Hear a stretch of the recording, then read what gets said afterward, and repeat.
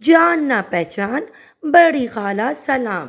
پیارے بچوں، بارش بڑے زور زور سے ہو رہی تھی۔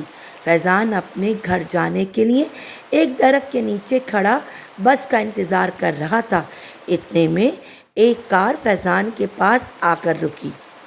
ارے بھائی آؤ، میں تمہیں چھوڑ دوں، کار والے نے فیضان کو درخت کے نیچے کھڑے دیکھ کر کہا۔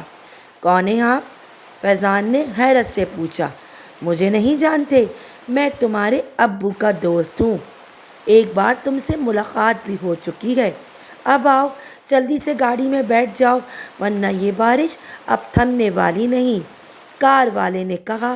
اتنے میں فیضان کے گھر جانے والی بس بھی آ گئی اور فیضان بس میں سوار ہو گیا۔ ابو، وہ شخص کہہ رہا تھا کہ میں تمہارے ابو کا دوست ہوں، جبکہ میں نے اسے آج تک نہیں دیکھا۔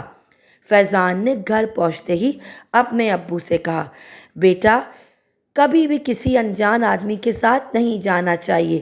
بہت سے لوگوں میں یہ عادت ہوتی ہے، خواہ مخواہ دوستی اور تعلق جتاتے ہیں، یعنی جان نہ پہچان، بڑی خالہ سلام۔